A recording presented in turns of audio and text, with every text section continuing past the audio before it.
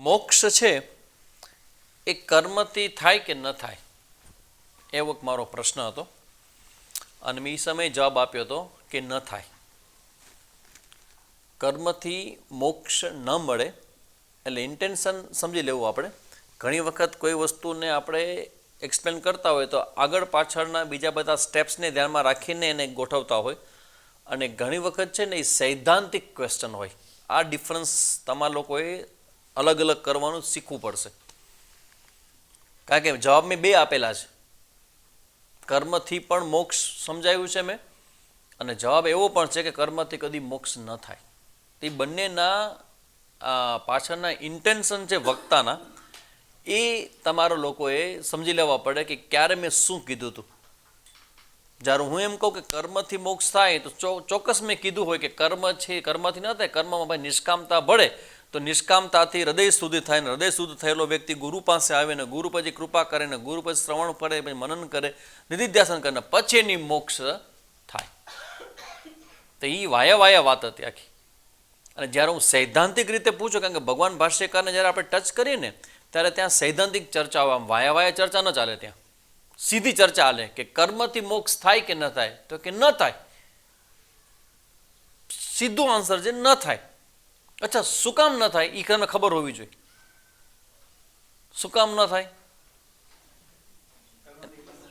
હે? કર્મથી બંધન થાય. This is the point. અવિદ્યામાંથી કર્મ જન્મે એટલે કર્મ છે ને અવિદ્યારે વિરોધ નથી. કારણ કે તમે મોક્ષની વાત કરો તો મોક્ષ ક્યારે જરૂર પડે આપણને? બંધનમાં હોય ત્યારે. અને બંધન એટલે શું? અવિદ્યા. તો અવિદ્યા એટલે બંધન હોય તો અવિદ્યાનું રિમૂવલ છે એ મોક્ષ પ્રગટ કરે. તો અવિદ્યા રિમૂવલ છે એ કર્મથી થાય કે ન થાય? ન થાય. ન થાય. એ જે મેં સમજાવ્યું તો એ ક્રમ તો બહુ દૂર દૂરનું કનેક્શન છે.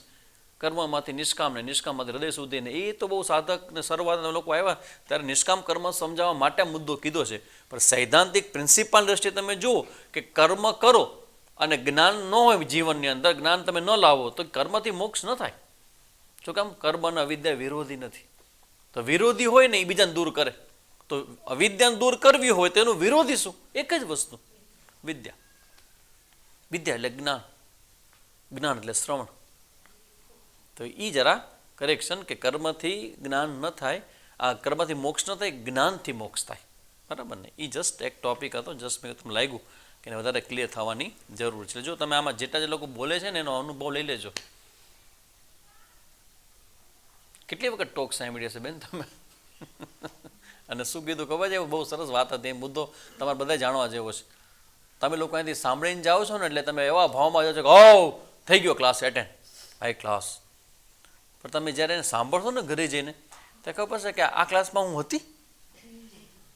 તો આ બધા મુદ્દાઓ કેમ મારા ધ્યાનમાં નથી? હું તમને એટલું જ કહું કે તમે એકવાર સાંભળી લો, અને સાંભળ્યા પર તમને શું સેન્સ આવે? ઓ ક્લાસ એટેન્ડ થઈ ગયો મારું.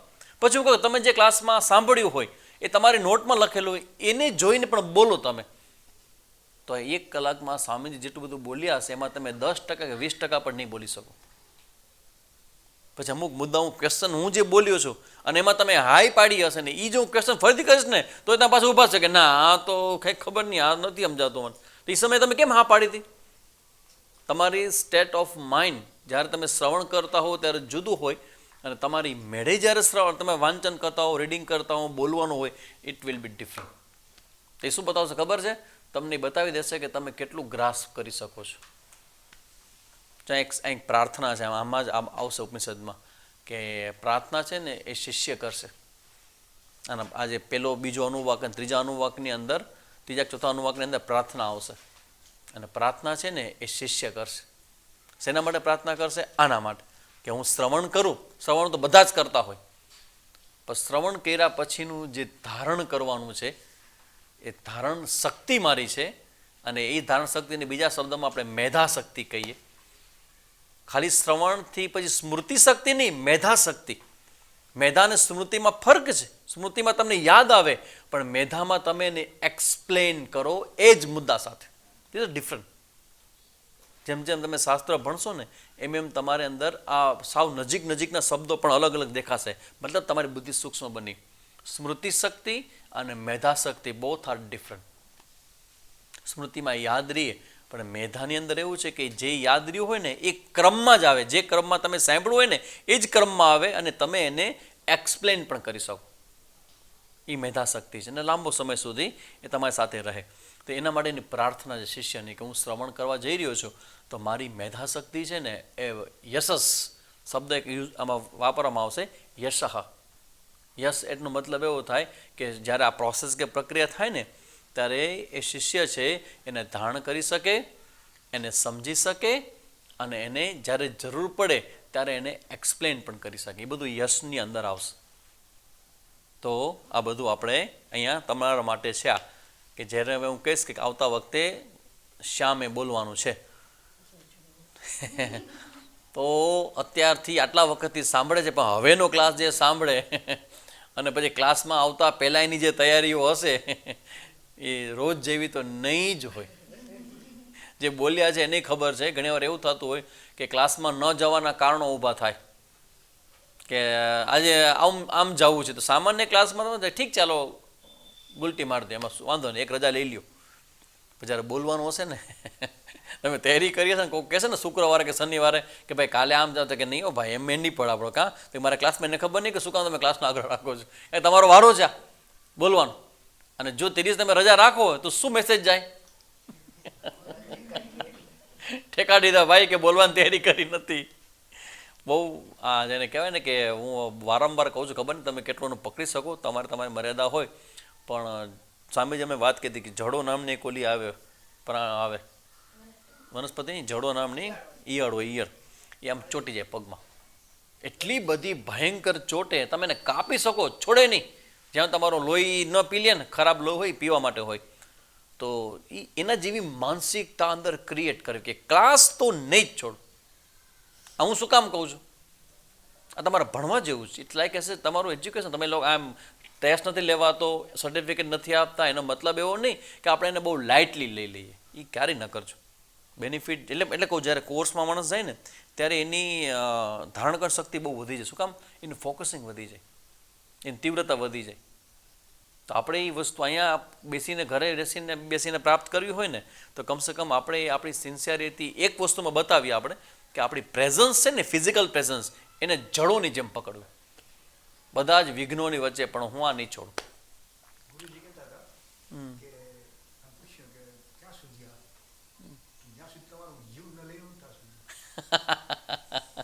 જીવ ન લઈ લો ત્યાં સુધી. જીવનો મતલબ છે જીવ ભાવ, અપૂર્ણતા. અપૂર્ણતા નહીં જાય ત્યાં સુધી આને. બીજું એકવાર એવું સમજી લેજો કે એકવાર તમને આમાં ટપ્પો પડવા મળશે ને, અમે આને તમે બોલ્યા હમણાં બહુ સાચું હતું એ કે જેટલું તમને સમજાશે ને એ તમારે આ હું જે કહું છું ને એ તમારે ઓટોમેટિક તમારા સ્વભાવમાં આવશે કે ભાઈ આ તો નહીં જ, આ છોડાશે નહીં. કારણ કે તમને સમજાવવા માંડ્યું છે અને સમજાવવાનું ફળ માંડ્યું જ મળે કે આ સમજવાને કારણે મારી આખી માનસિકતા બદલી ગઈ, મારો આખું વાંચવાની મેથડ બદલી ગઈ આખી. તો તમારું જીવન પરિવર્તન કરે એ તો કેટલી મોટી ઘટના. બાકી એ બહુ અઘરું છે.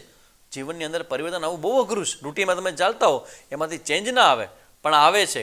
એ બતાવે છે કે કંઈક સમજાય છે અને સમજવાનું તમને પ્રૂફ પણ મળે છે. તો એ રીતે અહીંયા આપણે એ સમજવાનું છે. હવે આપણે આપણા ટોપિકમાં પ્રવેશ કરીએ. જો હવે છે ને આખો ટોપિક જે છે ને સેકન્ડ અનુવાકા, પહેલો અનુવાકા આપણે જોઈ ગયા છે.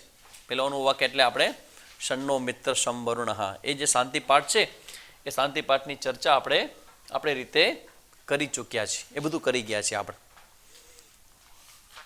બીજું એક ખાસ ધ્યાન રાખવું કે શાંતિ પાઠ આપણે જે બધા બોલીએ છીએ ને 10 શાંતિ મંત્રાહા, એ હું એટલા માટે બોલાવું છું કે રોજ તમારે બોલવા જોઈએ. દક્ષિણામૂર્તિ સ્તોત્ર, શાંતિ પાઠ અને કૈવલ્ય ક્યારેય છોડવા નહીં. એટલા માટે કે તમારા શ્રવણની પ્રોસેસ પ્રક્રિયામાં જે બધા વિઘ્ન આવે છે ને એ વિઘ્ન વિલ રિમૂવ, એ હેન્ડલ કરવામાં મદદ કરશે. કારણ કે તમને વિઘ્ન તમે લડવું પડે, પણ લડવાની શક્તિ તમારી અંદર જે આપે છે ને આવી જગ્યાએ એ શાંતિ મંત્ર કરશે.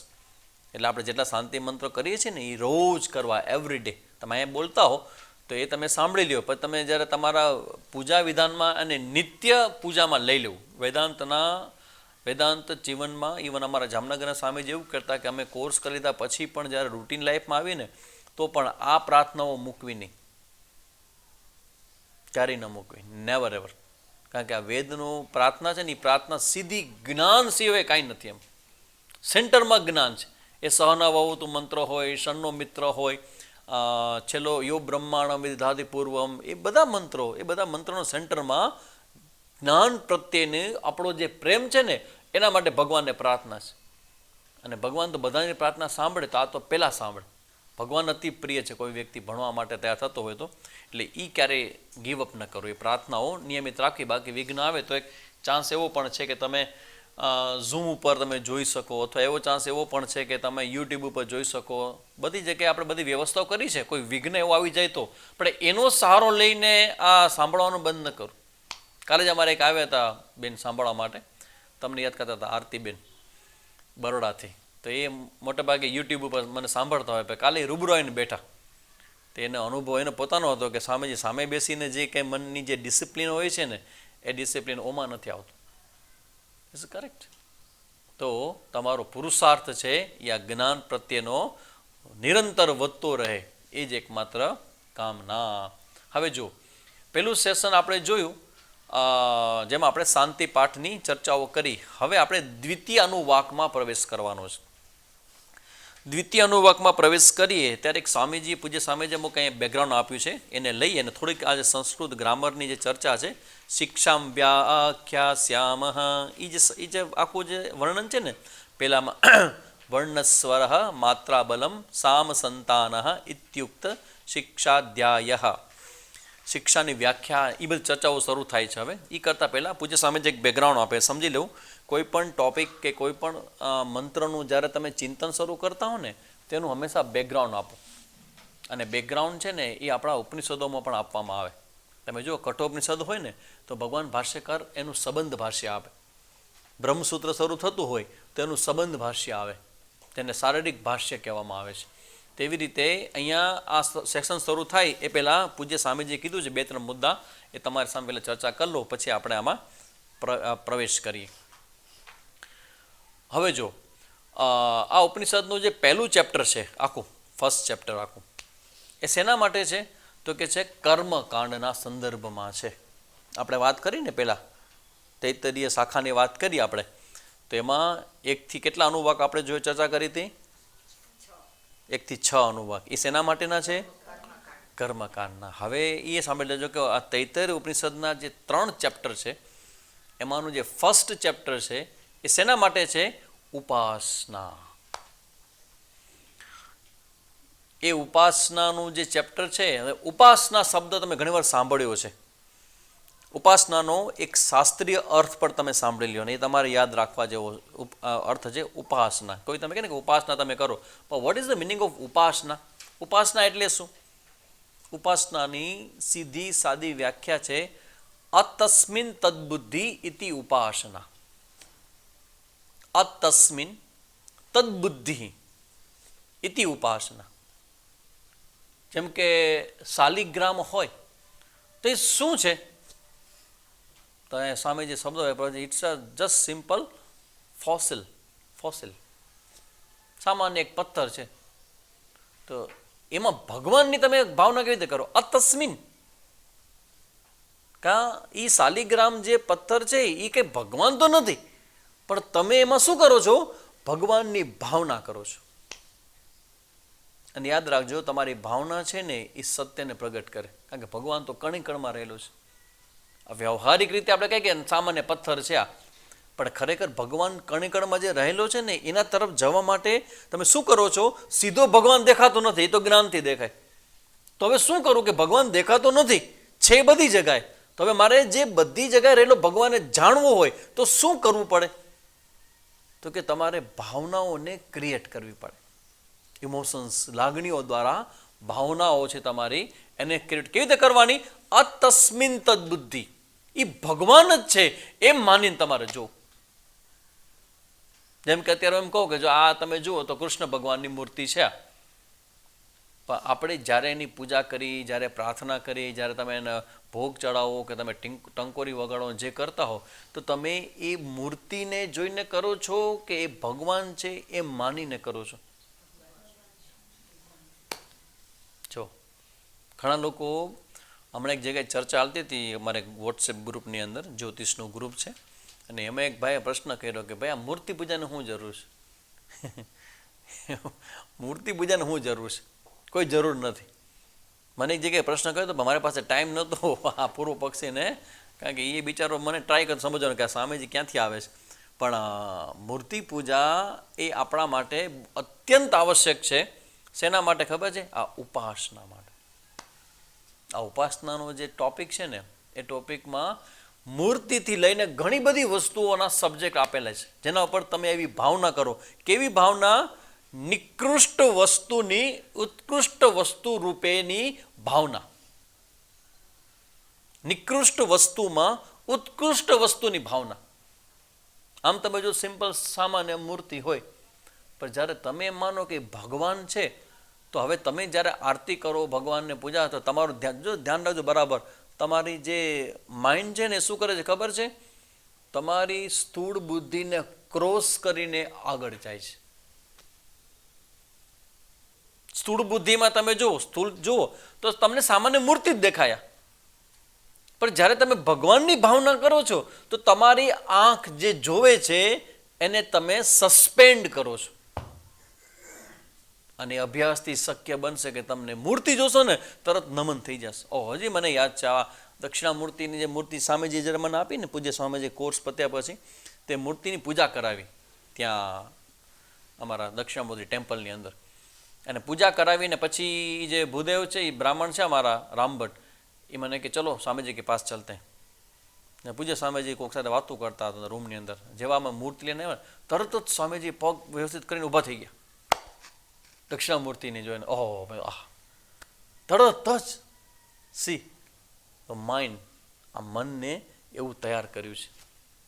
આ જ્યારે તમે ઉપાસના કરો ને, ત્યારે ઉપાસનાની પાછળ બહુ મોટા રહસ્યોવાળી બધી વસ્તુઓ છુપાયેલી છે, જે તમને બધું એ સમય કહેવામાં ના આવે. ખાલી ગુરુ કહે કે આ મૂર્તિ છે ને તમે પૂજા કરો, પ્રાર્થના કરો, બધું થઈ જશે. પણ ધ્યાન રાખજો કે તમે એના પ્રત્યે જેવો ભાવ આપો છો ને, એ ભાવ એવો રિફ્લેક્ટ કરે છે. એ આ દક્ષિણામૂર્તિ હોય કે દ્વારકાધીશ હોય, દ્વારકાધીશ કોઈ પણ સાથે વાતો કરે, કોઈ પણને જવાબ આપે, પણ એ કરવા માટે તમારું માઇન્ડ જોઈએ એ પ્રકારેનું, એનાથી રિલેટ થવા માટે.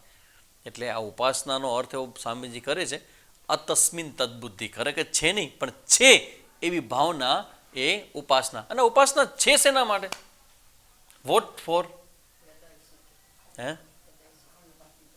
નો. એટલે તમારે કેવું પડશે કે તમે મને ખબર છે કે આ એરિયામાં આપણે નથી આને આવી રીતે લીધો.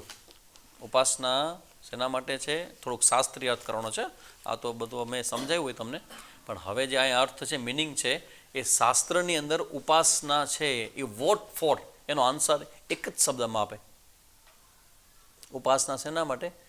ચિત્ત નૈશ્ચલ્ય માટે. ચિત્ત નૈશ્ચલ્ય. ચિત્ત નૈશ્ચલ્ય એટલે અનેકાગ્રતા. એકાગ્રતા નહીં, અલગ અલગ વિષયમાં ભટકતું મન. એ મનની એક ચંચળતા, એ મનનો જાણે કે સ્વભાવ થઈ ગયો છે. હવે એ સ્વભાવમાંથી મનને મુક્ત કરવાનું છે. શેના માટે એ સ્વભાવમાંથી મનને મુક્ત કરવાનું છે? ચિત્તની એકાગ્રતા શેના માટે છે? જ્ઞાનમાં નિષ્ઠા મેળવવા માટે. કારણ કે શરૂઆત તેની શ્રવણથી થાય. શ્રવણ કરો, મનન કરો, નિધિધ્યાસન કરો, બરાબર ને? તો શ્રવણ વખતે તમારું મન ક્યાં હોવું જોઈએ? અહીંયા. એકાગ્ર થયું કે નહીં? અચ્છા, મનન કરતા હોવ તો એમાં તો પ્રશ્ન નથી આવતો, એમાં તો એકદમ હોવું જોઈએ મન એકાગ્ર. અને નિધિધ્યાસન કરો, જ્યારે ધ્યાનમાં બેસો ત્યારે જે મનને ભટકવાનો સ્વભાવ છે ને, એ મનને એક નવા સંસ્કાર આપવાના છે. કેવા સંસ્કાર આપવાના છે? કે હું એક વિષય નક્કી કરું ને, તો મારું મન એ વિષયમાં રહેવું જોઈએ. મારું મન હલવું ન જોઈએ ત્યાંથી. જેમ કે મેં નક્કી કર્યું કે મારે મંત્ર કરવો છે ઓમ નમઃ શિવાય, તમારે શું કરવાનું? જો આ એક પ્રકારનો અભ્યાસ છે ને, અભ્યાસ રોજ કરવાનો છે. અભ્યાસ રોજ કરવાનો છે. કેવી રીતે કરવાનો છે?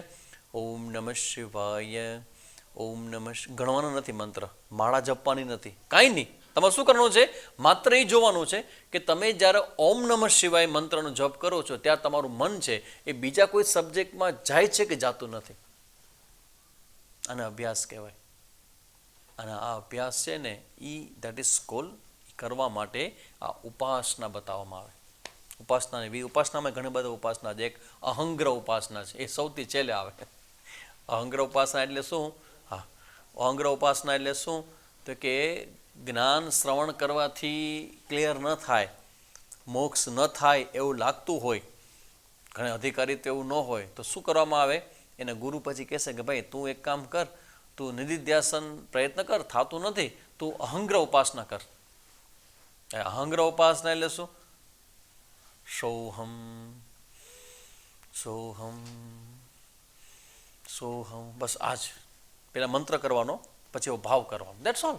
મંત્ર અને ભાવ. કારણ કે ઉપાસનામાં ભાવ બહુ ભાવ પ્રધાન છે. ઉપાસના બુદ્ધિ પ્રધાન નથી, ભાવ પ્રધાન. ઓમ સોહમ સોહમ સોહમ અહમ પૂર્ણ અહમ પૂર્ણ. ભલે ન સમજાય, ભલે તને એવું લાગતું હોય, પણ તું આને સત્ય માનીને તો રિપીટ કર્યા કર. શું થશે આનાથી? હા, સમજા. રિપીટ કર્યા કર. શું થશે આનાથી? આનાથી અહંગ્રહ ઉપાસના કહેવાય. અને એ ઉપાસના કરવાથી બ્રહ્મલોકમાં તમારી ગતિ થશે. બ્રહ્મલોકમાં. અચ્છા, ત્યાં શું થશે? બ્રહ્મલોકમાં ગતિ થશે પછી બ્રહ્માજી જ્ઞાન આપશે. એ શું જ્ઞાન આપશે? અયમ આત્મા હવે જેવા હસા ऊपर जाके भी यही सुनने का है, तो यहाँ सुनो ना, क्यों नहीं समझते हो? ઉપર જઈને પણ તમારે આ જ સમજવાનું કે બ્રહ્માજી છે ને. હવે તમે કહેશો કે બ્રહ્માજી આપ બોલ રહે હો, સમજ में नहीं आ रहा है, तो બ્રહ્માજી શું કરાવશે? કરો, ચલો સાફ સફાઈ કરો, હાલો ઠામ આ નથી આવવાના, ઠામ બાળ હાલો કરો સાફ. તો કે આ ઠામ કરવા અહીંયા આવી? હા, કરવા જ આવ્યો તમે. તમે જ્ઞાન લેવા આવ્યા છો, તો તમે ઠામ શું કામ સાફ કરાવશે? અહીં નહીં કહો તો વાંય કરાવશે. ઇન્દ્ર અને વિરોચનનું એક્ઝામ્પલ યાદ છે? ઇન્દ્ર અને વિરોચન બંને બ્રહ્માજી પાસે જ્ઞાન લેવા ગયા. અને ભગવાન બ્રહ્માજી ખાલી એટલું જ કહી દીધું કે તમારે જ્ઞાન, તો કે આ જ્ઞાન જોઈશે. તો કે તમે પાણીમાં જુઓ ને એમાં જે દેખાય છે ને એ બ્રહ્મ છે. એટલે વિરોચન ઇન્દ્ર બે શિષ્ય હતા બ્રહ્માજીના. બે ગયા અને બ્રહ્માજી એટલું કીધું કે જે પાણીમાં દેખાય છે ને પુરુષ એ બ્રહ્મ છે. એટલે વિરોચન અસુરોનો દેવતા, ઇન્દ્ર દેવતાઓનો દેવતા, એના રાજા, ઓલો અસુરોનો રાજા. તો વિરોચને જોયું કે એમાં શું દેખાણું? પોતાનું શરીર. તો બ્રહ્મ શું છે? શરીર. ખાઓ પીઓ ને મોજ કરો, આ શરીર જ બ્રહ્મ છે. ને ઇન્દ્રે જોયું, એને થયું આ શરીર દેખે આ બ્રહ્મ હોય, આ તો મને ખબર જ ઓલરેડી. ના ના ના, આ ન હોય, આ કંઈક બીજું કહેવા માંગે છે, આનો અર્થ આવો ન થાય. એટલે પાછા ગયા બ્રહ્માજી પાસે. વિરોચન વહી ગયો, ઓ આપણું કામ થઈ ગયું કે લખી નાખો મોક્ષ. ઇન્દ્ર ગયો. ઇન્દ્ર કે બ્રહ્માજી આઈ હેવ ડાઉટ. નનું પૂર્વ પક્ષી, નનું આ તમે બ્રહ્મ કીધું પણ લાગતું નથી. ઓકે ઓકે, ચલો જાઓ, થોડી ઉપાસના કરો, મંત્ર જપ કરો. તો કે પછી ઉપાસના આખો દી? તો કે ના ના, અડધો પોણો દી ઉપાસના કરો ને અડધો દિવસ સેવા કરો. એટલે વળી પાછા ગયા. તો પાછા આવ્યા તો પાછો આ જ પ્રશ્ન કે ના, હજી કે આંખની અંદર જે પુરુષ છે ને, આ તને જે દેખાય છે ને એમાં આંખ છે, આંખની અંદર એ તો પુરુષ છે, એ બ્રહ્મ છે. તો કે ના, હજી મને સમજાણો ને. એમ એક ગણતરી કરતાં કરતાં 105 વર્ષ સુધી તપ કરાવ્યું ઇન્દ્રને. બ્રહ્માજી શેના માટે કરાવ્યું? તપ શેના માટે છે? તપસ. તમારી આ ઇન્દ્રિયો છે ને એ જે બહાર જાય છે ને, એટલે તમારું ફોકસિંગ હટી જાય છે. જ્યારે ફોકસ કરવાને આવશે ને ત્યારે ઇન્દ્ર નહીં થવા દે. એટલે ઇન્દ્રને તપ કરો, સેવા કરો અને ઉપાસના. ઉપાસના ચિત્ત નૈશ્ચલ્ય માટે. તમારું ચિત્ત છે એ સ્થિર થઈ જવું જોઈએ. આ ઉપાસના આખી ત્યાં આપણે સમજવાની છે. આ ઉપાસના હવે જ્યાં આ જે ચર્ચા કરશે ને એ બધી શેના માટે છે? તો કે બ્રહ્મ વિદ્યાની પ્રાપ્તિ માટેનું એક સાધન છે ચિત્ત નૈશ્ચલ્યમ. એના માટે આ ઉપાસના બતાવવામાં આવશે. હવે આપણે પહેલા જ ચેપ્ટરમાં, પછીનું જે બીજું ચેપ્ટર છે એ તો બ્રહ્મ વિદ્યાનું છે, બ્રહ્માનંદ વલ્લી. અને એમાં તો ભરપૂર માત્રામાં વેદાંતનું જ્ઞાન ઠાસીને ભરવામાં આવ્યું છે અને જોરદાર છે એના બધા મંત્રો અને અદ્ભુત છે. સેકન્ડ ચેપ્ટર છે એનું બ્રહ્માનંદ વલ્લી, તો એ બધું જ્ઞાન માટે છે. હવે આપણે ફર્સ્ટ ચેપ્ટરની અંદર સૌથી પહેલાં ભાષ્યકાર, જો તમને હવે ચમત્કાર બતાવું ભાષ્યકારનો, શંકરાચાર્યજીનું ભાષ્યને એ સમજવું હોય ને, સૌથી પહેલાં એના માઇન્ડને તમે ટ્રાય કરો સમજો, જસ્ટ સિમ્પલ પ્રયત્ન કરો. એ કનેક્શન આપે છે. આ કનેક્શન છે ને બહુ મહત્વનું છે. તમારે બધાએ આ વસ્તુને ડેવલપ કરવી. કનેક્શન વગર કોઈ દી વાત જ ન કરવી. First you give the connection. શું મહત્વ છે? હવે આ શિક્ષાવલી શરૂ થાય છે અહીંથી, સેકન્ડ અનુભાગ શરૂ થાય છે. તો શિક્ષાવલી શું કામ, વાય? અને ભગવાન ભાષ્યકાર ખાલી 3 જ, આમ જો તો એક જ લાઈન છે એની, એક લાઈનમાં કહી દે. શું કહે છે? અર્થ જ્ઞાન પ્રધાનત્વાદ ઉપનિષદ. ઉપનિષદ એટલે શું? તો કે અર્થ પ્રધાન છે. ઉપનિષદ શું છે? એ વાક્ય પ્રધાન નથી, અર્થ પ્રધાન છે. શબ્દ પ્રધાન નથી, અર્થ પ્રધાન છે. અર્થ પ્રધાન એટલે મિનિંગ. કારણ કે હું તમને એમ કહું કે તત્વમસી છે, એ ધારો કે ન સમજાય, એને પકડી લ્યો અને તત્વમસી અયમ આત્મા બ્રહ્મ બોલો, તો એ જ્ઞાન છે કે ઉપાસના છે? See the difference. એ જ્ઞાન નથી. તમે શબ્દોને પકડ્યા અને શબ્દોને રિપીટ કરો છો, તો તમે જે શબ્દોને પકડો છો, તો દેટ ઇઝ નોટ ઉપનિષદ. ઉપનિષદ શું છે? અર્થ પ્રધાન. હવે જો અર્થ પ્રધાન ઉપનિષદ હોય તો ભગવાન ભાષ્યકાર એક શબ્દ બહુ સરસ કહે છે, ગ્રંથ પાઠે યત્ન ઉપરમઃ મા ભૂદિતિ. આ વાત સાચી કે અર્થ પ્રધાન છે ઉપનિષદ, છતાં પણ ગ્રંથનું પણ મહત્વ છે. જે શબ્દ પેલો છે શિક્ષામ. આ ગ્રંથની શરૂઆતમાં ભગવાન ભાષ્યકાર કહે છે કે હવે જે શિક્ષાવલ્લીની શરૂઆત થાય છે ને, એમાં શું બતાવે છે? તો કે તમારે કેવી રીતે પાઠ કરવાનો, વ્યાકરણના સિદ્ધાંતો શું છે. તો હવે એ બધી ચર્ચા એ અર્થ પ્રધાન છે કે શબ્દ પ્રધાન છે? તો કે શબ્દ પ્રધાન છે. શબ્દને ખોલે છે. તો કે આ શબ્દ પ્રધાન ચર્ચા કરવાની શું જરૂર છે? એટલા માટે કે જે અર્થ જેમાં સમાયેલો છે ને, એ અર્થ તમે સમજાશે, પણ શબ્દને પણ તમારે ઓછું મહત્વ ના આપો. આ રિપીટેશન બહુ મહત્વ યાદ રાખજો. જેમ કે અમારે એક સ્વામીજી હતા, સ્વામી પરમાર્થ, હજી હતા ને છે હજી, સ્વામી પરમાર્થાનંદજી. તો એ શું કરે, આ એક યાદ રાખજો કે આપણે 4 પ્રકારની કૃપાઓ ગણીએ છીએ આપણે: આત્મકૃપા, ગુરુકૃપા, ઈશ્વર કૃપા અને શાસ્ત્ર કૃપા. શાસ્ત્ર કૃપાના ઘણા બધા રસ્તા છે મેળવવાના. શાસ્ત્ર કૃપા એટલે શું ખબર છે? શાસ્ત્ર પોતે જ એનો અર્થ છે ને એ ઓપન તમારી સામે કરે. આ ધ્યાન રાખજો, આ સામાન્ય વસ્તુ નથી, બહુ મોટી વસ્તુ છે શાસ્ત્ર કૃપા. ઘણી વખત જો સ્વામીજી ઘણી વખત બધાને કહેતા, જ્યારે પુસ્તક જોવે ને તરત ઊભા થઈને, એ નીચે પુસ્તક ના રાખો, નીચે પુસ્તક ના રાખો. શું કામ નહીં? તો એ ગ્રંથને ભગવાન તરીકે જોવે છે. શાસ્ત્ર કૃપાનો મતલબ છે કે જે ગ્રંથ છે ને એની કૃપા થાય. એ કેવી રીતે મેળવાય? શાસ્ત્ર કૃપા કેવી રીતે થાય? અધ્યયન કરવાથી થાય. પછી કેવી રીતે શાસ્ત્ર કૃપા? અધ્યયન કરવાથી થાય. અધ્યયનમાં આવી ગયો પારાયણ. પારાયણ કરવાથી શાસ્ત્ર કૃપા થાય. ત્રીજો રસ્તો છે કે કોઈક જગ્યાએ શાસ્ત્રનું અધ્યયન ચાલતું હોય, એ પ્રોસેસ કે પ્રક્રિયામાં એ જ્ઞાન યજ્ઞમાં તમારું કોન્ટ્રીબ્યુશન આપી દો. આ પૂજ્ય સ્વામીજી આવો અર્થ, અમે લોકો ત્યાં ગયા હતા પારડી, તો એના આશ્રમનું ઓપનિંગ હતું. ત્યારે સ્વામીજીએ છેલ્લે સ્ટેજ સુધી પહોંચ્યા ને ત્યારે બીજા હું પાછા સ્વામીજીને હાલતો હતો, ત્યારે પૂછ્યું કે what is the topic?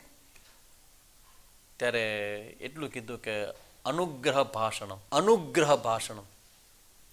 Swamiji કે વોટ? અનુગ્રહ ભાષણ તમારે આપવાનું છે, આશીર્વાદ પ્રવચન.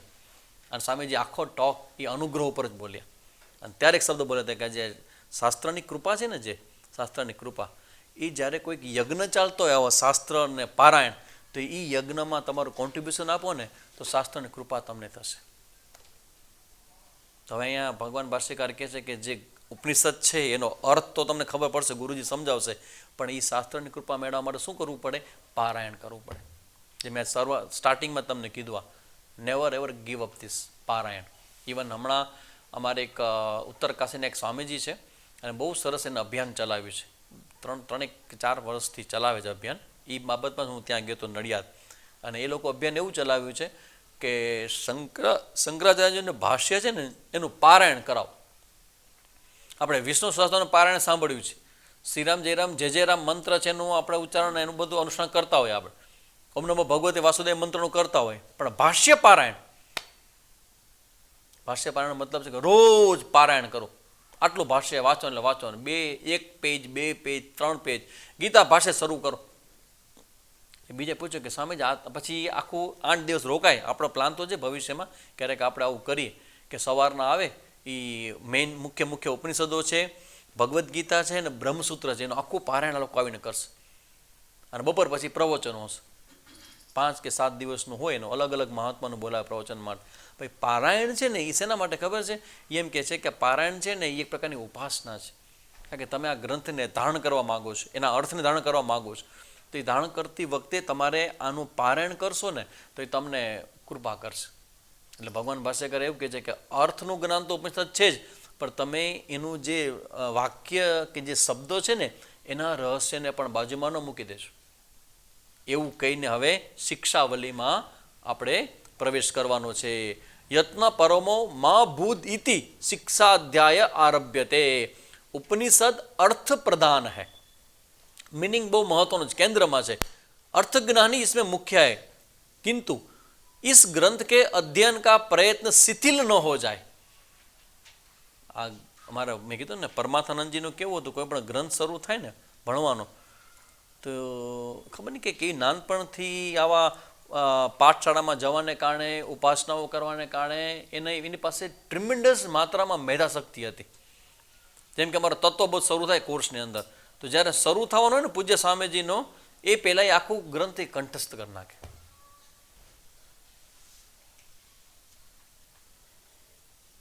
આપણે બીજું કાંઈ ન કરીએ ને, ધારો કે ગ્રંથ કંઠસ્થ કરીએ ને તોય ગંગ નાયા. અમારા જામનગરમાં અમારા સ્વામીજીએ શિબિર લીધી માંડુક્ય ઉપનિષદની. અમારે કોઈ માંડુક્યની શિબિરમાં મધુબેન હતા, એને કદાચ યાદ આવે. એ શિબિરની અંદર સ્વામીજીએ લીધો તો મંત્ર માંડુક્યની અંદર નાંત પ્રજ્ઞમ નભયસ પ્રજ્ઞમ નોભયત પ્રજ્ઞમ ન પ્રજ્ઞમ ન પ્રજ્ઞમ, એ વાળો મંત્ર 7મો મંત્ર જે બહુ મહત્વનો છે. તો અમને બધા છોકરાઓની ટીમ હતી, અમારે 3-4 છોકરાઓની. અમને બધા લઈ ગયા હતા સેવા માટે. હવે સેવા માટે લઈ ગયા હતા, ક્લાસમાં તો બેસવાનું હોય એટલે બધા અમે ક્લાસમાં તૈયાર થઈને એટલું ફર્સ્ટ ક્લાસ તૈયારી કરીએ, પાથરણા પાથરીએ, બધાનું જગા ગોઠવીએ, માઇક ગોઠવીએ, એટલું મન પ્રસન્ન હોય. પછી સ્વામીજી એટલે બધા ઊભા હોય, સ્વામીજીનું સ્વાગત કરે, પછી બેસીએ અને પછી સ્વામીજી શાંતિ પાઠ કરે અને પછી અમારો સ્ટ્રગલ શરૂ થાય. અમારો સ્ટ્રગલ એ હોય કે ઊંઘ ના આવે માટે શું કરી શકાય. કારણ કે સ્વામીજી માંડુક્ય ભણાવે, અમારી તો કેપેસિટી કેટલી હોય, બધું તૈયાર કરવામાં બહુ મજા આવે. પછી ક્લાસ ચાલુ થાય ને એટલે થાય કે હવે ક્યારે પૂરો થશે, હવે કે સમજાય નહીં ને, એટલે આખું ધ્યાન જાય ઘડિયાળમાં. કે સ્વામીજી અમે બધાને સોંપ્યું, જ્યારે બપોર પડે ને ત્યારે તમારા બધા છોકરાઓએ આને કંઠસ્થ કરવું, જેને યાદ રહેશે ને એને ઇનામ મળશે. આપણું જીવનમાં સૌથી મહત્વનું શું છે? ઇનામ. અને આ મંત્ર છે જે અત્યારે બોલું નાંત પ્રજ્ઞમ નભયસ પ્રજ્ઞમ નોભયત પ્રજ્ઞમ, એ સમયે ખીરસણ શિબિરમાં અમે કંઠસ્થ કર્યો હતો. જે કંઠસ્થ કર્યો તો એ સમય ખબર નથી. યાદ રાખજો, હંમેશા શબ્દ હોય ને એના અર્થને અંદર છુપાવેલો હોય ન હોય. તો તમારું મન અત્યારે કેપેબલ નથી અર્થને સમજવા માટે, તો શું કરો? મંત્રને પકડો. અત્યારે એ લેવલથી મંત્રને પકડો અને મંત્રને તમારી અંદર ધારણ કરો. મંત્રને, અને ધારણ કરેલો મંત્ર છે આજે નહીં, કાલે નહીં, પણ જ્યારે આપણું અંતઃકરણ તૈયાર થશે ને ત્યારે એનો અર્થ છે ને એકદમ સારી માત્રામાં પ્રગટ થશે. એટલે આ બધું કંઠસ્થ કરવું એ બહુ જરૂરી છે. મોટી ઉંમર પછી આ પ્રોબ્લેમ છે, અમે ખબર નહીં, આપણે બધાને કંઈક પ્રોબ્લેમ તો શરૂ થઈ જ ગયો છે. આપણે બધાએ પાણી ચેન્જ કર્યું, બધાનું બ્લેમિંગ ત્યાં છે. હવે ખબર નહીં શુદ્ધ થયું કે નહીં આ વસ્તુ, પણ આરોનું પાણી પીવાને કારણે યાદશક્તિ ઉપર એની બહુ મોટી અસર પડે છે. અને ઘણી બધી યાદશક્તિની કમ્પ્લેન છે, પાકું કે ખબર નહીં કયા કારણથી યાદશક્તિ બધી વીક થવા માંડી છે. પણ એ આપણી શક્તિ વહી ગઈ છે. બાપ અભ્યાસ કરો ગીતાજીનો, કમસે કમ રોજ કંઈક ને કંઈક કંઠસ્થ કરો. કાંઈક આ સંસ્કૃત ભાષાનું વિશેષતા છે. આ સંસ્કૃત લેંગ્વેજ છે ને સામાન્ય ન લેજો એને. મેં કીધું ને કોઈ વ્યક્તિ એકવાર પાણીની ભણી જશે ને, ઓ માય ગોડ, એને એવી પછી એને ભૌતિક વસ્તુઓની કંઈક વસ્તુઓને પોતાને પ્રૂવ કરવી હોય કે શાસ્ત્ર બહુ એના માટે ઇઝી થઈ જશે. પણ વ્યવહારની અંદર પણ પોતાના પક્ષને રાખવો હશે તો બહુ સારી રીતે, કારણ કે આ લેંગ્વેજ જ એવી છે. અને પૂજ્ય સ્વામીજી એવું કે ફોનેટિક્સ, આ શિક્ષા એટલે ફોનેટિક્સ, ઉચ્ચારણ શાસ્ત્ર છે. એનું રહસ્ય સ્વામીજી એવું સરસ સમજાવે કે ઇંગ્લિશ હોય ને, ઇંગ્લિશ એ દરેકની પર્સનલ લેંગ્વેજ હોઈ શકે ઉચ્ચારણમાં. ઇંગ્લિશ તમે ઇંગ્લિશમાં બોલો ને હું બોલોમાં કેટલો બધો ફરક હોય. ઇંગ્લિશ મીડિયમમાં જે ભણેલું હોય એ બોલે અને ગુજરાતી મીડિયમમાં ભણેલો વ્યક્તિ બોલે, એમાં ફરક તો હોય જ. ઇવન પછી અમેરિકાનો વ્યક્તિ એનું ઇંગ્લિશ સાવ જુદું હશે. પણ આ જે સંસ્કૃત છે ને એ જ્યારે બોલાય ને ત્યારે all the time is same. શું કામ ખબર છે? આમાં એટલું બધું કામ થયું સંસ્કૃત લેંગ્વેજની અંદર. એમાં બે શબ્દો જે ભેગા થઈને સંધિ કરે છે એ મિરેકલ એ આ જ લેંગ્વેજમાં છે. એટલું જબરજસ્ત આ સંસ્કૃતની લેંગ્વેજ છે, જેને શિક્ષાવલી આપણે જેને કહીએ છીએ. એમાં આ બધી ચર્ચાઓ છે. તો આપણે આ વસ્તુ અહીંયા સમજીએ અને મનમાં ગોઠવી રાખીએ કે આપણાથી બને એટલું, જેટલું આ મેં તમને સંભળાવ્યું ને, તો તમારે ધીમે ધીમે ધીમે રોજ 73 સાંભળવાનું શરૂ કરો. કારણ કે યુટ્યુબ ઉપર બોલવાનું નહીં, કારણ કે તમે ખોટું બોલશો ને પછી સાચા નહીં કરી શકે મારાથી. એટલે બોલજો જ નહીં, ખાલી સાંભળજો. એ જ્યારે અહીંયા આવે ને બોલાવવા માટે, જ્યારે આપણે આવશે ને પંડિત અહીંયા, ત્યારે આપણે રિપીટ કરવાનું, ત્યારે છૂટ એની સામે કરવાની. એ તરત પકડી પાડશે કે અહીંયા ખોટું છે, આમ નહીં, આમ આમ તમે બોલો તો આમ બોલાશે. તો એ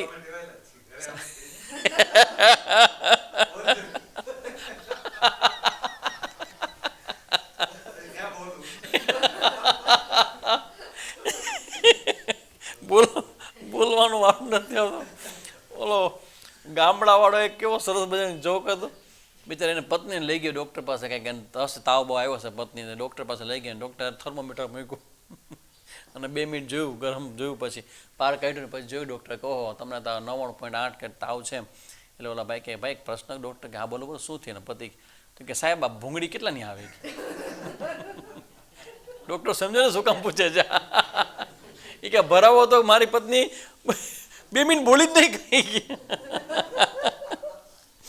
સાચી વાત છે તમારે, તમે એના માટે યુઝ ટુ છો કે તમારે ખાલી સાંભળવાનું જ છે, બોલવાનું નથી. હું એમ જ કહું છું કે તમારે જ્યાં સુધી આવડી ન જાય ત્યાં સુધી બોલવાનું નથી. આવડી જાય પછી છૂટશે, તમે બોલજો. હા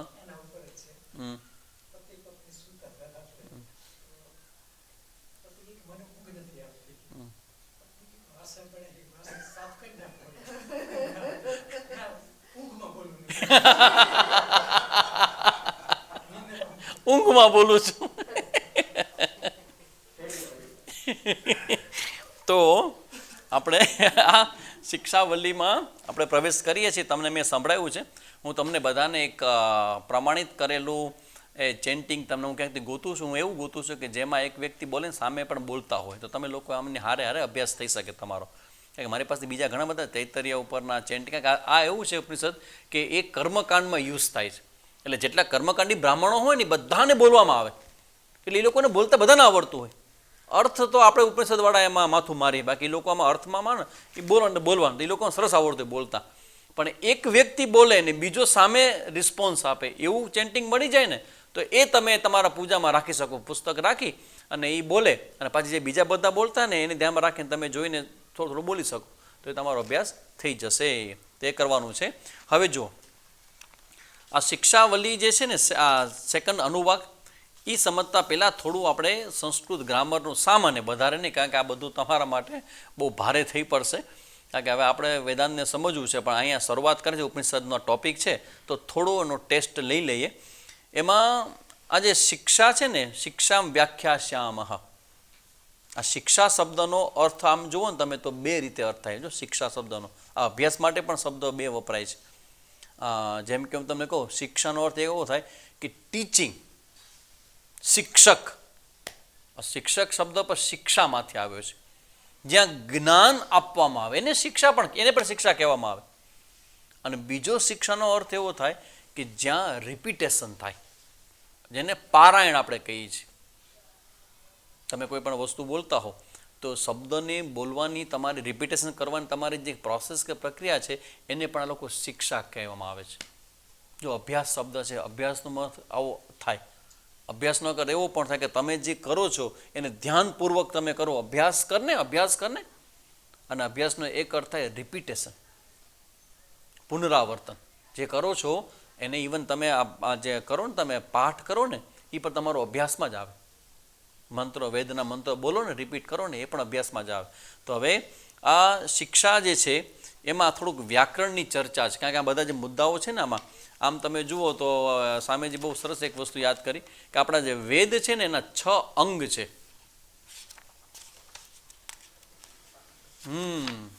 વેદ અને વેદાંગ, આવો શબ્દ તમે કંઈ સાંભળવો હશે, વેદાંગ, વેદના અંગ. તો વેદ છે એ છે તો એક જ, જ્ઞાન પ્રધાન શબ્દ રાશિ, શબ્દોનો એવો સમૂહ કે જે જ્ઞાન આપે છે એને વેદના મંત્રો કહેવાય. પણ એ જે વેદ છે ને એને સપોર્ટ કરનારા બીજા 6 અંગ છે, સેટેલાઇટ જેને કહેવામાં, સપોર્ટ કરનારા. તેવા 6 ક્યાં ક્યાં છે? શિક્ષા, કલ્પ, વ્યાકરણ, શિક્ષા, કલ્પ, વ્યાકરણ, નિરુક્ત, છંદસ અને છેલ્લું છે જ્યોતિષમ. શિક્ષા, કલ્પમ, વ્યાકરણમ, નિરુક્તમ, છંદસ અને જ્યોતિષમ. આ વેદના અંગ છે. જેને વેદનો અભ્યાસ કરવો હોય ને એના બધાનો અભ્યાસ હારે થોડો વધારે નહીં પણ કરવો જોઈએ. શિક્ષા, કલ્પ, વ્યાકરણ, નિરુક્ત, છંદ અને જ્યોતિષ 6. તેમાં સૌથી પહેલા છે શિક્ષા. શિક્ષાનું સીધું સાદું ગુજરાતી આ લોકોએ જે ઇંગ્લિશ કર્યું છે અહીંયા આપણી પરંપરામાં, એ ફોનેટિક્સ, ઉચ્ચારણ શાસ્ત્ર. શિક્ષાનો અર્થ અહીંયા કર્યો છે ઉચ્ચારણ શાસ્ત્ર. હવે જો આ ઉચ્ચારણ શબ્દ છે ને એ આપણે જ્યારે મંત્ર બોલીને ત્યારે બહુ ધ્યાન રાખવાનું આવે. મેં તમને ન કીધું કે તમે જ્યારે હું બોલું પાછા તમે 2 વખત બોલાવો. એ 2 વખત શેના માટે બોલવાનો છે? કે તમે જ્યારે હું બોલું અને તમે રિપીટ કરો છો તો હું જેવું બોલું એવું જ રિપીટ કરો છો કે તમને જેવું સંભળાય એવું રિપીટ કરો છો? છઠ્ઠા અધ્યાયની શરૂઆત ક્યાં થાય છે? ને સૌથી પહેલો શબ્દ શું છે? ષષ્ઠોધ્યાય. પછી શ્રી ભગવાન ઉવાચ. હવે સાંભળજો, શ્રી ભગવાન ઉવાચ. ફરક છે બેમાં?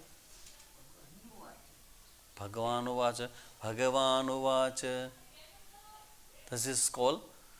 તમે જે શબ્દ સંભળાય છે એ જો એ સાંભળવાની પણ મેથડ જો નાનપણથી શીખવામાં નહીં આવી હોય ને તો તમને જે સંભળાશે ને એ એક્ઝેક્ટ કરેક્ટ નહીં હોય. એમાં તમારું ભૂલ નથી. તમને કાનથી જે સંભળાય છે અને તમારું માઇન્ડ એને રિસ્પોન્સ આપે છે. તમને એક વસ્તુ યાદ રાખજો, હમણાં તો આ વયા ગયા બેન, એક એક્ઝામ્પલ તમને કહું, આના પર એક વ્યવહારિક ભૂલને પણ તમે કરેક્ટ કરી લેજો. તમને જે સંભળાય છે ને એ તમને ખબર છે, ઘણી વખત તમારું માઇન્ડ એમાં અમુક શબ્દને એડ કરી દે છે. વિચાર કરો કેટલી મોટી ભૂલ થાય, કેટલી મોટી ભૂલ થાય. કોઈક માણસ કે કહેતો હોય કે આ બસ તમે આશ્રમે છો ને, હમણાં એ કે આ બસ સર્કલથી આગળ જઈને સીધું આશ્રમે તમે આવું છો. જે બેને સાંભળ્યું ને એને એવો અર્થ કીધો કે તમે એવું કીધું કે હું સર્કલે આવું છું. કારણ કે એ પાછો માઇકમાં રાખ્યો હતો ફોન, મેં સાંભળ્યું. મેં ના બેન એ સર્કલે નહીં અહીંયા આવશે. ના ના ના, એને સર્કલે આવવાનું કીધું, ગાંધી સર્કલે. મેં તો ના, એને અહીંયા આવવાનું કીધું. તો અરે મેં સાંભળ્યું ને, હું સર્કલ આવું તો મારે સર્કલ લેવા જવું પડશે ને. અને ભાઈ આવ્યા, અહીંયા આવ્યા. પછી કે આમ કેમ થયું? ઓલા ભાઈ કેવા હતા, પાછા એના ફોનમાં રેકોર્ડિંગ રાખ્યું હતું, રેકોર્ડિંગ સંભળાયું. અને એ બેન જ્યાં સાંભળ્યું તો કે હા હું તમે બોલ્યા સ્પષ્ટ કે હું ઘરેથી નીકળું છું, સર્કલે થઈ અને આશ્રમે હું પહોંચું છું. એ બોલ્યા, પણ આ બેનને જે માઇન્ડમાં એને જે સંભળાણું, એને જે કોમ્યુનિકેશન પહોંચ્યું, એમાં કેવું થયું કે એના શબ્દોમાં પોતાના અર્થને એડ કરીને સમજ્યા. એટલે હમણાં મેં એક સ્ટેટસ મૂક્યું હતું. મારા સ્ટેટસ સામાન્ય ન હોય, યાદ રાખવું. હું ઘણું બધું કહી દઉં પણ મને ખબર છે કે ટપ્પો પડે ને જ પડશે. એક સ્ટેટસ મેં મૂક્યું હતું આ જ વિચાર ધ્યાનમાં રાખીને કે તમે ખોટું બોલ્યા એના કરતાં બેટર છે કે હું આમ સમજ્યો, કેવું બેટર છે. તો તમારા ઘણા બધા પ્રશ્નોમાંથી તમે નીકળી જશો. જો તમે આના ઉપર કામ કરશો ને તો તમને ખબર છે કે કોમ્યુનિકેશન ગેપ કેટલો બધો, મોટા ભાગના ઝઘડામાં હું જોઉં છું કે એમાં કોમ્યુનિકેશન ગેપ જ છે. હવે આ શિક્ષાવલ્લી જે છે ને એ શું કરે ખબર છે? એ તમને પ્રોપર રીતે શ્રવણ કરતા શીખવાડે. આ લોકો ચેન્ટિંગ શીખતા હશે ને, ચેન્ટિંગમાં આવું જ હશે. અમારે એક માતા ચેન્ટિંગ કરતા ને તો એમાં આ જે પેલો મંત્ર છે ને આપણો શાંતિ મંત્ર, એમાં લગભગ મને જ્યાં સુધી યાદ છે ત્યાં સુધી લગભગ 25 કે 27 વખત અમારા માતાજીએ અહીંથી આગળ ગયા જ નહોતા. કયો શબ્દ ખબર છે? હા, અવતુ મામ અવતુ વક્તારમ. બસ આ શબ્દ રિપીટ જ કરાવ્યા કર. ખાઈ નથી આની અંદર નહીં, તમે હજી સાચું નથી બોલતા, તમે બરાબર નથી બોલતા. તો હવે જ્યારે અમારા પર બહુ પ્રેશર આવે ને એટલે અમે વધારે ધ્યાન આપીએ કે શું બોલે છે, આ શું બોલે છે, ક્યાં ફરક પડે છે. શ્રી ભગવાન વાચ, શ્રી ભગવાન વાચ, ક્યાં ફરક પડ્યો? શબ્દ છે, એક એક શબ્દ ઉપર કેટલું વેઇટ કરવું. એક બીજું, એક શબ્દ અને બીજા શબ્દ વચ્ચે જે ગેપ છે એ ગેપ પણ તમારે કોપી પેસ્ટ કરવો પડે. તમને સમજે કે શ્રી ભગવાન વાચ, શ્રી ભગવાન વાચ, એક એક શબ્દ ઉપર અલગ અલગ પ્રકારનો વેઇટ, જેને બલમ કહેવામાં આવશે, એફર્ટ. આ જે શબ્દ છે બલમ, તમે એફર્ટ લગાવો છો એટલે શિક્ષાવલી આ જે છે ને એ જે વ્યક્તિ સંસ્કૃત લેંગ્વેજ ખૂબ સારી રીતે સમજી જાય ને, ભણે ને, એની લેંગ્વેજનું પ્રોનાઉન્સિએશન છે ને એ બહુ શાર્પ થઈ જશે. કારણ કે ઇવન તમારા શબ્દો બોલો, અત્યારે પ્રવચન કરું છું ત્યારે તમે આને સાંભળો છો કદાચ રજની સોસોને, એ એક એક શબ્દને જાણે કે એના શ્વાસ સાથે બોલતા હોય ને એવા ભાવથી બોલશે. એટલું બધું બળ ઉત્પન્ન થશે, એટલું બધું એક શબ્દ ઉત્પન્ન, જેને કહેવાય એટ્રેક્શન. આ પૂજ્ય સ્વામીજીમાં અમે જોયું હતું. પૂજ્ય સ્વામીજી નાનપણથી આ બધા મંત્રોના આનંદ તેને બધું કરતા. જે લોકો ગાયત્રી કરતા હોય ને એની અંદર આ કેપેસિટી આવે શ્રવણ કરવાની, કોપી કરવાની. એ જેવું બોલાય ને એવું કોપી કરે. ઘણા છોકરાઓ હોય એ તમે જોઈ શકશો એની અંદર કે જેવું હું બોલ્યો હોય એક્ઝેક્ટલી એવું ને એવું ધાડકતું રિપીટ કરી દેશે. ઇવન આ વસ્તુ, આ સુંદરતા આની અંદર હતી નચિકેતાની અંદર. અને યમધર્મ રાજાએ ખાલી એટલું જ કીધું કે હું જે બોલ્યું છે વિદ્યા મેં તને આપી તો એને રિપીટ કરતો, અને ધડ ધડ ધડ ધડ કરતા રિપીટ કરી કે નચિકેત એવા ખુશ થઈ ગયા. યમધર્મ રાજા કે વાહ વાહ, શૃંકામ પોતાની એક માળા છે એ ચોથા વરદાનમાં એને ગિફ્ટ આપે. ખબર નહીં માળા ક્યાં ગઈ. પણ કહેવાનો મતલબ છે આ આપણે કેટલું બધું શીખવાનું છે. ખાલી જ્ઞાન પ્રાપ્ત કરવાનું તો તમારો સામાન્ય પુરુષાર્થ હતો, તમે એમાં આવી ગયા, ચલો અમે મુમુક્ષુ છીએ, અમે ક્લાસ અટેન્ડ કરીએ. પણ હવે તો શાર્પ એકદમ ઊંડાણમાં, આ ઊંડાણ આવી ગયો, બધું ઘણું બધું ડેપ્થ આવી ગયો. આ શિક્ષાવલ્લી તમે ભણવાનું શરૂ કરો તો ત્યાંથી ગ્રામર શરૂ થશે. એ ગ્રામરની થોડી ચર્ચા કરી, આપણે ક્લાસ અટકાવીએ. ગ્રામરની ચર્ચા થોડીક તમારા કામની જે છે એ હું આ પુસ્તકમાંથી લઈ આવ્યો છું. વ્યાકરણ છે ને એને જે એક્સપ્લેનેશન છે ને એ 3 પ્રકારે કરે. એક વર્ણ વિચાર, એક શબ્દ વિચાર અને એક વાક્ય વિચાર. જ્યાં શબ્દ આપણે જે આમાં આવશે ને એ વર્ણ સ્વરહા, એ બધા શબ્દોને સમજવા માટે અહીંયા શરૂઆત, ગ્રામરની શરૂઆત કરે ત્યારે અમને યાદ છે કે અમારા સ્વામિનીયમાં જે શરૂ કર્યું ને ત્યારે આ શબ્દનો ઉપયોગ કર્યો હતો એને, કે સૌથી પહેલાં આવે વર્ણ વિચાર. વર્ણ, શબ્દ અને વાક્ય. વર્ણ એટલે શું? બહુ એકદમ સિમ્પલ પહેલો મિનિંગ, પછી એમાં ગ્રોથ થશે એનો. પહેલો અર્થ વર્ણ એટલે શું? કોઈ પણ નાનો કે મોટો અવાજ છે એને વર્ણ કહેવામાં આવે. નાનો કે મોટો અવાજ છે એને અહીંયા એટલે કોઈ ધ્વનિ. જો આ એક શબ્દ છે તમને ખબર, આ સમજાય એના માટે છે. એરી સખી મંગલ ગાઓ રે, જે ભજન છે ને, જે ગીત, એમાં એક શબ્દ આવે છે અનાહત. અનાહત નાદ જગાવો. આ અનાહત નાદ છે ને યોગનો શબ્દ છે. અનાહત શબ્દનો શું અર્થ થાય? એક બહુ સરસ અમારા સ્વામીજી એક્સપ્લેન, આને કહેવાય આહત. અવાજ થયો, શું ઉત્પન્ન થયું? કંપન. આહત. હવે જે કંપન ઊભું થયું એ ઊભું કરવું છે, પણ આહત નહીં. આ કાંઈ ન થવું જોઈએ. અને એ ક્યાં થાય? તમારી અંદર. શબ્દ બ્રહ્મ, નાદ બ્રહ્મ, આ શબ્દ બધા એવા છે કે જે ઇન્ટરનલ તમારા સૂક્ષ્મ જગતનું ઇન્ડિકેશન કરનારું છે, કે જ્યાં આવું કાંઈ ન થાય છતાં તમને અવાજ સંભળાય. અનાહત નાદ.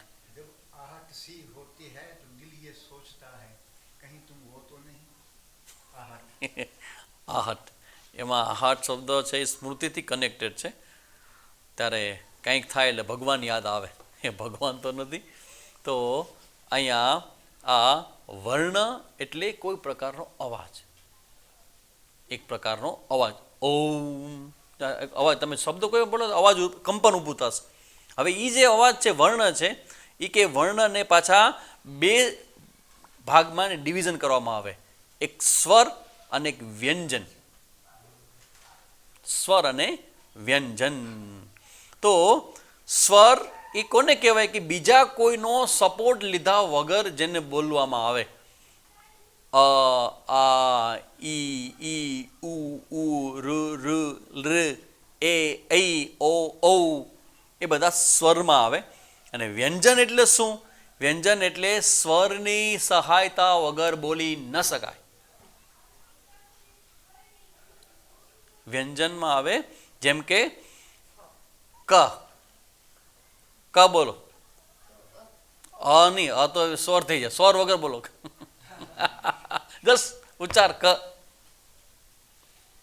જો આપણે ત્યાં એક હલાંતે શબ્દ, આપણે કોઈ પણ સંસ્કૃતમાં લખતા હોય ને શ્લોક હોય ને, એમાં એક લીટો આવે તમને. એ લીટો શું બતાવે ખબર છે? એમાં જે સ્વર હોય ને ઇઝ રિમૂવ. ક પ્રયત્ન બધા કરે પણ અ તો આવે છે એમાં. તો આ થયું વ્યંજન. હવે વ્યંજન અને એ પછી આવશે, આ ત્રણ ડિવિઝન કર્યા પછી આવશે એના બોલવાના પ્રકાર. તમે કોઈ પણ શબ્દ બોલો તો એમાં શું હોય ખબર છે? એક તો એની માત્રા હોય, કે એક માત્રાનો છે, બે માત્રાનો છે, ત્રણ માત્રાનો, ત્રણ પ્રકારની માત્રા હોય. ને એની સાથે સાથે એ કઈ જગ્યાએથી બોલાય છે, પ્લેસ કઈ જગ્યાએથી બોલાય છે, એના માટે અમારે ત્યાં ઉચ્ચારણ સ્થાન એનું આખું વિજ્ઞાન છે. અને એમાં અમુક શ્લોકથી ભણાવેલું છે અમને. એનો શ્લોક છે દરેક શબ્દને બોલવા માટેનો, કયો શબ્દ કઈ જગ્યાએથી બોલાય. આ જો પહેલેથી આપણે આ બધું ખ્યાલ ન હોય ને તો એને કારણે અમે લોકો જે ગુજરાતીઓ ત્યાં જાય ને એ બધાને અમને ખબર નહીં, એવો એ સમયે બીજા જે રિસ્પોન્સ આપે ને ત્યારે આપણે ખબર પડે કે સારું કંઈક પ્રોબ્લેમ ક્યાં થાય છે. આપણે ફટફટ બોલી જાય એટલે કે સેટ રિપીટ, તમે જે બોલો છો ફરીથી બોલો તો સેટ અગેન. મેં તો આ કેમ આચાર્ય વારે ગમે બોલાવે છે, એમાં શું ભૂલ છે? પછી એવા હશે એવા, કારણ કે સાઉથના લોકો છે હવે ત્યાંના આખું બેકગ્રાઉન્ડ અલગ છે એ લોકોને, એવા હશે એ લોકોને. એટલે એ કે તમે કોન્શિયસલી બોલવા માંગો તો તે બોલ શકતો, એ બતાવે છે કે તમારો અભ્યાસ નથી. એક બેને મને કીધું કે મેં આપકો એક ગિફ્ટ દૂંગી. એટલે મને એમ કે વાહ ગિફ્ટ આપશે, બહુ સારું કહેવાય. મેં બોલ ક્યાં? મેં આપકો શ શીખાઉંગી. એમાં મને ઘણું બધું કહી દીધું એને. मैं आपको सिखा दूंगी कि 3 स में कौन सा स कहाँ से बोला जाता है. એ કે તમારા ગુજરાતીઓમાં તમને 2 સ આવડે બોલતા હોય વધુ એ કે 3 તો રેર ઘટનામાં જોવા મળે કે 3 સ બોલી શકાય. ઉચ્ચારણ માટેનું સૂત્ર છે અકુહ વિસર્જન્યાનામ કંઠાહ ઋતુલસાનામ દંત્યાહ તાલુહ ઋતુરસાનામ મૂર્ધા ઋતુલસાનામ દંતઃ ઔષ્ટ્ય. અલગ જગ્યાએથી તમે જે શબ્દો બોલો છો એ શબ્દોનો એક વર્ગ છે. અકુહ કઈ તો અ આ ક ખ ગ ઘ અંગ એ બધા ક્યાંથી આવે? ક ખ. જ્યારે તમે બોલતા હો ને આ આંગળી રાખો ને તમને વાઇબ્રેશન આવશે. ક ખ ગ ઘ હ અહીંથી આવે કંઠ્ય. પછી તાલુ ઉપરના ભાગમાં ચ છ જ જ ય શ તાલવ્ય. મૂર્ધા, આ જે તાલને પછી મૂર્ધાનો મતલબ તમારા દાંતની ઉપરનો જે ભાગ છે મૂર્ધન્ય. ર ર ટ ઠ ડ ઢ ણ. આ શબ્દ તમે બોલો ને તો તમારી જે જીભ છે ને એ જીભ ક્યાં જાય ને આ બધું તમને શીખડાવે કે તમે જીભ ક્યાં જાય ને એ જુઓ તમે ક્યાં જાય છે. તો આ રીતે ઔષ્ટ્ય પ હોઠ ભેગા કર્યા વગર પ બોલો. પ ભેગા ના થવા જાય હોઠ. ક હાલે, ખ હાલે, પ ફ બ ભ મ ઔષ્ટ્ય. પછી કંઠ તાલુ એ ઐ ઓ ઓ કંઠ ઔષ્ટ્ય. તો આ રીતે આ છે ને સ્વર, સ્વરનો મતલબ છે તમારો શબ્દ છે એ તમારા આ મોઢાની અંદર કઈ જગ્યાએ બોલે છે એક, અને હારે હારે બીજો એ આવસાની સાથે કે તમે જે બોલો છો એ સ્વર જે છે એ સ્વર કેટલા પ્રકારના હોય સ્વરની અંદર, તો કે રસ્વ, દીર્ઘ અને સ્વરિત. થોડું આઈનું અને થોડું સાઉથમાં થોડું ડિફરન્સ છે સ્વરિતની અંદર. તો દીર્ઘ અને રસ્વ, રસ્વ છે એ એક પોઈન્ટમાં બોલાય અને દીર્ઘ છે એ રસ્વ કરતાં ડબલ લાગે. હવે આ બધું વિજ્ઞાન શેના માટે, જે પહેલાં વાત કરી ભગવાન ભાષ્યકારે કે ઉપનિષદ છે ને એનું કામ અર્થ સાથે છે, પણ આ ફોનેટિક્સ પણ તમારી પાસે હોવું જોઈએ શિક્ષા. શા માટે? તમે જે કંઈ બોલો છો ને તો એ શબ્દમાં કઈ જગ્યાએ કયો શબ્દ આવે, કેટલો ભાર મૂકવાનો હોય, કેટલો લાંબો કરવાનો હોય, ટૂંકો બોલવાનો છે. પછી એવું આવશે, આમાં એક શબ્દ આવશે જે આપણે સમજવાનો છે, સંતાન, સામ સંતાન. નેક્સ્ટ ટાઈમ આપણે સમજશું.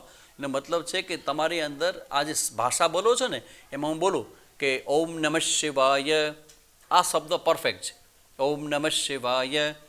તો એમાં આપણે ડબલ સકાર કરીએ છીએ, દેટ ઇઝ સંધિ. આ સંધિ છે ને એ આ સંસ્કૃતની બહુ મોટી ઘટના છે. આ બીજી બધી લેંગ્વેજ પાસે આ ફેસિલિટી નથી. એક શબ્દમાં બીજો શબ્દ જોડાય અને શું કરે ખબર છે, એ ફ્લો ઊભો કરે, તમને બોલવા માટેનો ફ્લો ઊભો કરે.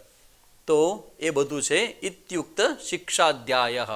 હવે જો આમાં છે ને આ બધું અહીં જે બતાવે છે ને એ બતાવે પછી આગળ જઈને કહેશે કે આનું શું કરવાનું છે. શિક્ષાધ્યાય એ ઉપાસનામાં કેવી રીતે આવે, તમે જ્યારે કોઈ મંત્રને રિપીટ કરતા હો ને તો એ રિપીટ કરવામાં તમારું મંત્ર બોલવાની મેથડ અને તમારું જે બધું નોલેજ છે ને એમાં ક્યાંય મિસિંગ પાર્ટ ન ચાલે. એટલે તમારી ઉપાસના છે એ કમ્પ્લીટ થાય. કોઈ પણ મંત્ર બોલવો હોય, કોઈ પારાયણ કરવું, ઇવન ઉપાસનાનો અર્થ આ લોકો એવું જ કરે છે કે તૈતરીય બોલો એ ઉપાસના છે, તૈતર ઉપનિષદનું બોલવું એ ઉપાસના છે. પણ એ બોલવા માટે તમારે કોઈ સરસ મજાના પંડિત હોય, જાણકાર, એની પાસેથી આ બધા જ નિયમો સાથે સામાન્ય બહુ નહીં, કારણ કે આની અંદર પણ ઉપાસના જે બધી બતાવી છે ને એ ઉપાસનામાં ડિટેલમાં નથી, જસ્ટ ઉલ્લેખ કરીને આગળ નીકળી ગયા. એટલે તો હા ઉપનિષદમાં લીધો, અદરવાઇઝ આ કર્મકાંડમાં જ આવત, ઉપાસના કાંડમાં આવતા. જ્ઞાનકાંડમાં કેમ છે, સપોર્ટિંગ છે. તો એ બધી વિશેષ ચર્ચાની 6 આના મુદ્દા છે. એ 6 ની વ્યાખ્યા ને એ પછી અધુના સંહિતો ઉપનિષદ ઉચ્યતે, પછી ત્રીજો અનુવાક શરૂ થશે. હવે ધડાધડા બધા અનુવાકો આવતા જશે. શરૂઆતના અનુવાકો બહુ સીધા સાધા સિમ્પલ છે, પછી એનું ચિંતન શરૂ થશે, જેને આપણે ડિટેલમાં જોશું. વ્યાખ્યા શબ્દની પણ કેવું સરસ સમજે વ્યાખ્યા, આખો શબ્દ કેવી રીતે બને. વ્યાખ્યમ વાચી, એક્સપ્રેસિંગ વર્બલી. ઓમ પૂર્ણમદઃ પૂર્ણમિદં પૂર્ણાત પૂર્ણમુદચ્યતે પૂર્ણસ્ય પૂર્ણમાદાય પૂર્ણમેવાવશિષ્યતે. ઓમ શાંતિ શાંતિ શાંતિ. હરિ ઓમ શ્રી ગુરુભ્યો નમઃ. હરિ ઓમ.